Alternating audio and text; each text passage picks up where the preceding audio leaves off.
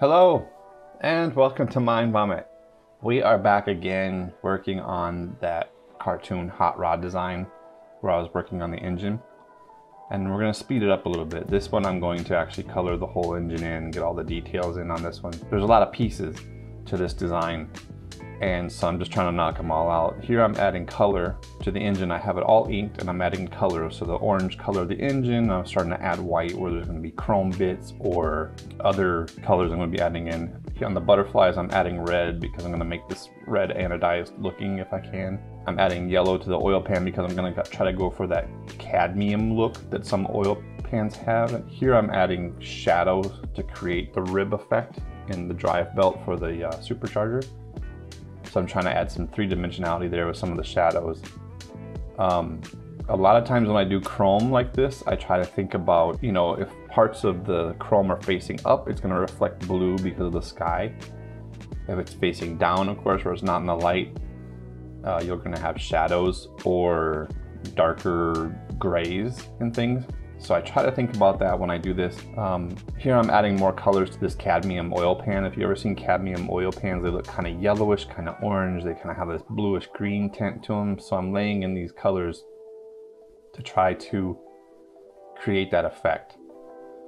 I'm trying to build spark plugs here. I'm using it with multiple different shapes, and I'm trying to combine those shapes and create like ribs on the spark plug wires that you would grab onto. And I'm also trying to do this in a manner that if I group these together, I can copy them, move them to the other spark plug locations, and if I have to, I can readjust things to make them fit. So that's why I'm not trying to make it all combined together, because see here I'm adjusting it. I'm trying to adjust the shadow and the ribs for the spark plug boots. And I was going for that kind of Excel spark plug wire look because the complementary colors of red and yellow, they go together really well, and it kind of creates a visually appealing look. I'm laying out a yellow line, basically making it thick, and then I'm adding a stroke underneath it that's black, and I'm making that stroke thicker so that you start to see the black outline around the yellow plug wires. I'm trying to add them in, but they're overlapping the supercharger, so now I'm trying to create pieces that will go in there to try to hide them overlapping the supercharger. So sometimes you have to play with some things in Illustrator to kind of hide stuff. Now I started to go in to add those highlights. Remember I was talking about if things face up, they reflect, I feel like they reflect the sky, and so you should see kind of like a bluish color. That's kind of what I'm doing now. So I'm trying to think about what things are facing up towards the sky that you might see blue on. And so here I'm adding blue to add those ribs to that drive pulley, and I'm also trying to show movement like this pulley spinning. So that's why I'm creating those little blue lines there. I thought it would be kind of visually appealing to add those there. So I'm going in and adding the highlights and things. Some of these flat surfaces like this, valve covers and like scoops like this, they always kind of throw me for a loop a little bit, trying to figure out how the flat surfaces will look. Here I'm adding shadows of spark plug wires just because I feel like you would have this shadow underneath the wire itself. On these red anodized surfaces, I'm actually using yellow, and I'm changing the opacity on it so that some of the red shows through, just so it looks kind of orange. And then I'm adding some yellow highlights in there to kind of give it that red anodized look, because red anodized aluminum always looks kind of like red and orange and yellow, just depending on how the light kind of hits it. Here I'm trying to show movement in the engine, like it's actually running, there's vibrations happening, and my daughter actually loves these little things.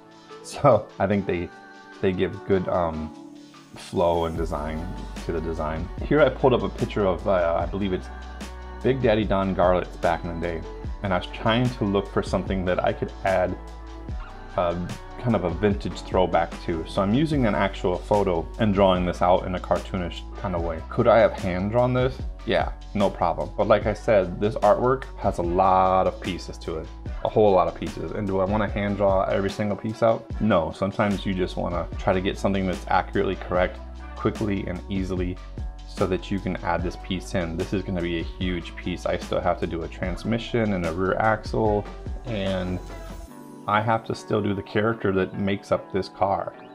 So, and then I have to figure out how all these things tie together. Like there's going to be pieces going over the top of the engine and pieces going behind the engine. And so there's a lot of pieces here that I need to figure out. So this makes it a little bit easier, and I thought it was a great throwback to history. Here I'm using the Pathfinder tool to cut the actual oval of the wheel out of the black of the tire. And I'm just going to go in here and kind of add in some spokes and shadows and things that I'm just seeing in the photo. I'm not trying to capture every single little detail, but I'm just trying to capture the basic essence of it, because we're still trying to keep it cartoony looking. I think this little touch is kind of cool. Those people in the hot rod community who have seen this photo or who lived it, you know, they might recognize this in the artwork, and it's always nice to have that little throwback to appeal to everyone that might be interested in this genre. Here I'm adding little shadows to the hubs and stuff, and I thought I should add these little ovals to like represent spokes that you really can't see. It's funny when you do artwork and you think about these weird things. Like, I've never used that technique before that I can remember, but I like how it turned out. And I hope you enjoyed the video, and wait for the next ones to come. I'm going to keep working on this project. Thanks.